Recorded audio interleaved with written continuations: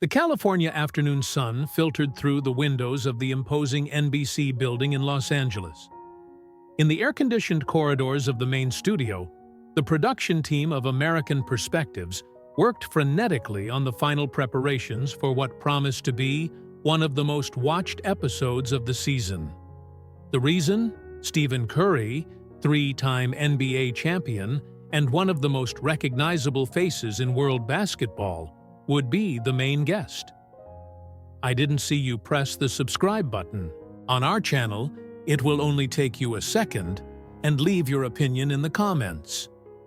I want tight angles when we press him about his inconsistencies, instructed Marcus Powell, the program director, gesturing to the camera crew. When Julian drops the most piercing questions, I want to be able to capture every facial micro-expression.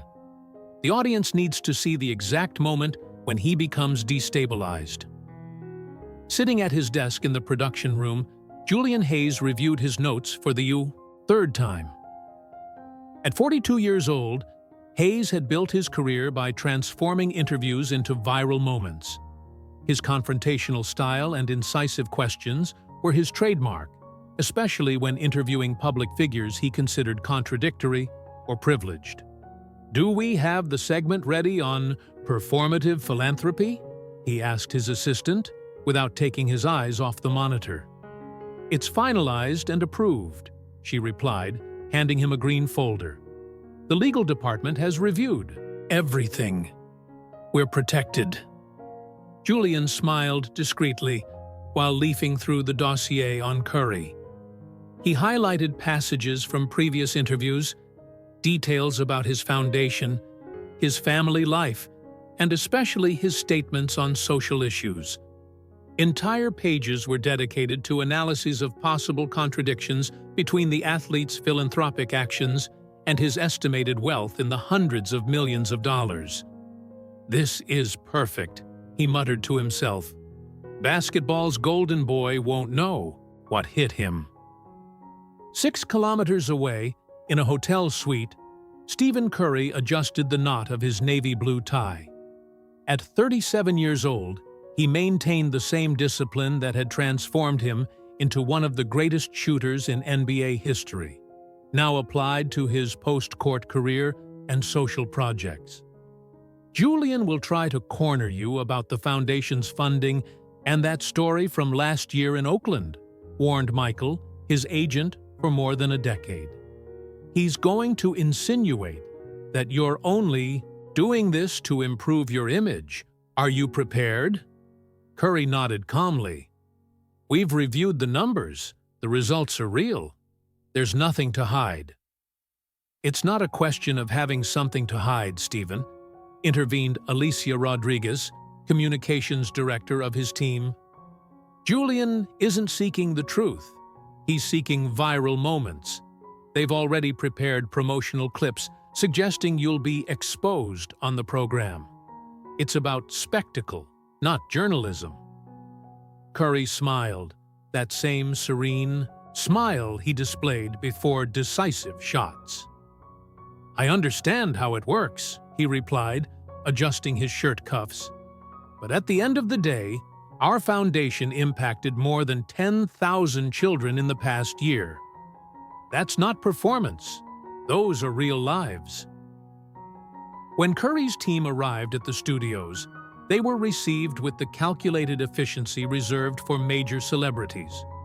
While being led to the dressing room, Stephen observed the frantic movement of the studio, technicians adjusting, lights, assistants running with documents, the audience already being accommodated. On the dressing room monitor, he saw Julian Hayes seated in his characteristic chair, reviewing questions with a producer. For a brief instant, their gazes crossed through the screen, a silent recognition of the confrontation that was about to come. 2 minutes to air," announced a production assistant, knocking lightly on the door. Curry took a deep breath, adjusted his tie again, and murmured a brief prayer. The studio lights intensified. The cameras positioned themselves. The show was about to begin. "We're on air in 5, 4, 3. The director finished the countdown with silent gestures as the cameras started rolling. The musical theme of American Perspectives echoed through the studio, followed by enthusiastic applause from the audience as Julian Hayes walked to the center of the stage. "Good evening, America." Julian's voice resonated with the confidence that had made him famous. "Today, we have the pleasure of receiving one of the most recognizable faces in world sports, three-time NBA champion, record holder for three-point shots, philanthropist, and businessman. Please welcome Stephen Curry." The audience erupted in applause as Curry entered the stage with his characteristic light walk. He greeted Julian with a firm handshake and a genuine smile before settling into the guest chair. "Stephen, it's a pleasure to finally have you on our show," Julian began, displaying his perfectly calibrated television smile. "Before anything else, congratulations on the impressive season, even after so many years in the league." "Thank you, Julian. It's a privilege to still be able to compete at this level," responded Curry, visibly at ease with the familiar topic. The first 10 minutes flowed like a well-rehearsed dance. Julian asked about memorable moments in Curry's career, his relationship with teammates, and the evolution of the game. The audience reacted positively, and even the producers backstage seemed to momentarily forget the planned agenda for the program. "Let's talk about your foundation." Julian finally redirected the conversation. "The Curry Foundation has invested millions in educational and sports programs for at-risk youth. What motivated this initiative?" Curry's face lit up. "It all started with a simple vision: to create consistent opportunities for children who normally wouldn't have them. I grew up privileged, with a professional athlete, father, and always knew that wasn't the reality for most. Our foundation works directly with schools in Oakland, Charlotte, and now in 5 other cities to establish programs that go beyond basketball." "The results are impressive," Julian agreed, consulting his notes. "A 37% improvement in school attendance rates, significant decrease in disciplinary incidents. But some critics argue that celebrities like you use these foundations primarily as public relations vehicles and tax benefits, without really addressing systemic problems. How do you respond to that?" Curry's smile diminished slightly, but his response remained measured. "It's a perspective I've heard before, but it doesn't reflect our approach. We work with experts in educational policy and community development to ensure lasting impact. Real change requires more than big checks. It requires structure, consistency, and long-term collaboration." Julian nodded, but his slight smile revealed that he was just getting started. Backstage, the director made a subtle signal for the cameras to move closer. It was the moment they had planned.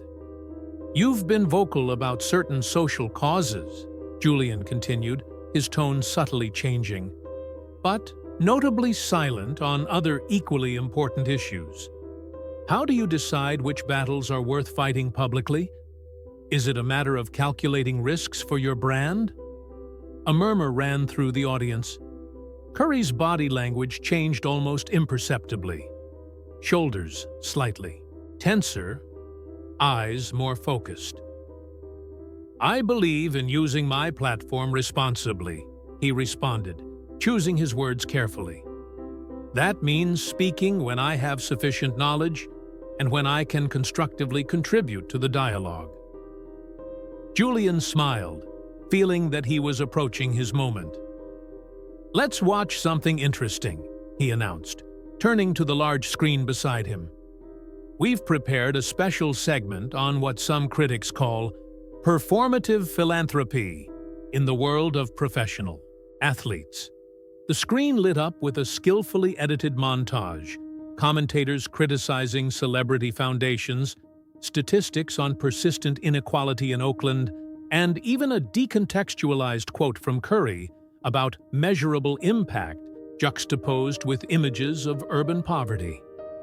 When the studio lights intensified again and the cameras focused on Curry's face, Julian leaned forward, eyes gleaming with anticipation. "So, Stephen, is your foundation really addressing the fundamental problems? Or is it just a convenient way to polish your public image while avoiding really difficult questions?" A tense silence took over the studio. On social media, clips from the first moments of the interview were already circulating with inflammatory hashtags. The audience, uncomfortable, awaited the response. Curry took a deep breath, his eyes never leaving Julian's. "Before I answer," he said calmly, "I think it's important to contextualize some of the information presented in that segment." The signal for a commercial break flashed, but the director ignored it. This was exactly the moment they had been waiting for. The silence in the studio was palpable. The cameras captured every nuance of Curry's expression, while Julian Hayes anxiously awaited the response he hoped to transform into a viral headline. The tension was exactly what the production had planned. "Julian," Curry began, his voice surprisingly firm, "I've noticed an interesting pattern in this interview." He maintained direct eye contact, without showing the defensiveness that the host clearly expected to provoke. "It seems you're more interested in creating moments of confrontation than in discussing the real impact we're having in communities." A producer backstage signaled for Julian to interrupt, but the host, sensing he was about to get his viral moment, allowed Curry to continue. "Actually," Curry continued, reaching into the inner pocket of his jacket, "I came prepared for a substantive conversation." He took out his phone. "Let me show you something that apparently wasn't part of your research." On his smartphone screen, Curry displayed a video. It was a short but powerful compilation. Teenagers in Oakland narrating how the Foundation's programs had transformed their academic and personal trajectories. Teachers documenting measurable changes in their schools. Entire families impacted by community development initiatives. "These are Jamal, Serena, and Marcus," explained Curry, as the video showed young people in various educational environments. Jamal just received a scholarship to Berkeley. Serena developed a tutoring app that's being implemented in 3 school districts. Marcus now leads our youth mentorship program after being one of the first beneficiaries. A murmur of admiration ran through the audience. Julian tried to recapture control of the narrative. "Individual moving stories, Stephen, but—" "With all due respect," interrupted Curry, something rare for his typically cordial behavior, "I haven't finished my answer. You presented an edited segment criticizing celebrity foundations, but completely omitted the independent studies from the University of California and Stanford that evaluated our programs. Is that complete and honest journalism?" The audience, initially shocked by Curry's unexpected assertiveness, reacted with spontaneous applause. Backstage, the program director gestured furiously, not knowing whether to celebrate the dramatic confrontation or fear the role reversal. "Our educational programs have resulted in a 42% increase in graduation rates at partner schools," continued Curry, now with a calm confidence. "Youth violence has decreased 37% in neighborhoods where we've implemented community centers. Every dollar invested is tracked. Every program has evaluation metrics. We don't do this for headlines, Julian. We do it because it's the necessary work." Julian, visibly uncomfortable with the shift in dynamics, tried to redirect. "But don't you agree that your platform could be used for broader issues, perhaps more controversial ones?" "Look, here's the problem with this approach," responded Curry, maintaining an impressive calm. "You start from the premise that I'm not involved in other causes, simply because I don't tweet about them or make announcements on shows like this." He made a significant pause, looking directly at the camera before returning his gaze to Julian. Real impact often happens away from the cameras, Julian. For the past 3 years, I've been working discreetly with 5 civil rights organizations and educational system reform. I didn't issue press releases because the work matters more than the recognition. The audience, completely won over, erupted in applause. On social media, the narrative was already changing drastically, with viewers sharing clips of Curry's eloquent response. Julian Hayes, realizing that his strategy had failed spectacularly, tried a conciliatory approach. Clearly, you're committed to these causes, and I'm not here to destroy anyone, Julian, Curry gently interrupted. I'm here for an honest conversation. We can respectfully disagree, but let's base that discussion on complete facts, not prefabricated narratives. Something remarkable happened then. For a brief moment, Julian Hayes's professional mask fell. For the first time in years of broadcasting, the host seemed genuinely reflective, perhaps even humbled. Ada Curry responds, and reverse interview dominated trending topics on social media just 20 minutes after the end of the broadcast. Fragments of the interview circulated at dizzying speed, but not with the headlines that the producers of American Perspectives had anticipated.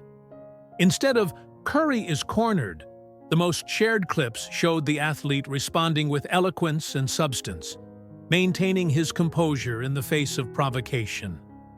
In the network's main conference room, the atmosphere was tense. Senior executives and producers heatedly debated while monitors displayed real-time analyses of public reactions. "We need to control the narrative," insisted Catherine Wells, vice president of programming. "We can transform this into a series about civilized debate. Hayes and Curry representing 2 worlds that find common understanding." "You're not seeing the full picture," countered Marcus Powell, the program director. "The audience likes confrontation. Properly edited, we can still frame Curry as defensive, privileged." "Did you watch the same interview I did?" questioned Alicia Ramirez, the youngest executive in the room, pointing to the metrics on the screen. Authenticity won over sensationalism today. Maybe that's a lesson for all of us. While the corporate discussion continued, Julian Hayes remained silently in his dressing room, his blazer discarded on a chair, his tie loose. He repeatedly replayed segments of the interview on his tablet, studying not his own techniques, as he usually did, but Curry's response, the unshakable calm, the firmness without aggression, the substance without performance. 15 years doing this, he muttered to himself, and I've never seen someone turn the game around like that. The next day, while the internet continued dissecting every moment of the program, Stephen Curry arrived punctually at the Warriors' morning practice. When sports journalists surrounded him in the locker room after practice, asking about the television confrontation now being called Curry's lesson, he just smiled. "It was an opportunity to clarify some important things," he responded simply. "Now I'm focused on the game against the Lakers tomorrow. They have a complicated defense this year." At the Curry Foundation headquarters in Oakland, the situation was drastically different. The phone wouldn't stop ringing. Online donations had tripled in 24 hours. Universities were proposing research partnerships, celebrities, and business people were sending messages asking how they could contribute. "I never imagined that a difficult interview would transform into our greatest opportunity," commented Diana Williams, executive director of the foundation, organizing the avalanche of new contacts. A week later, employees at the Curry Foundation Community Center in East Oakland were surprised when Julian Hayes appeared alone, without cameras or advisors. Wearing jeans and a t-shirt, He asked to learn about the programs Curry had spoken about.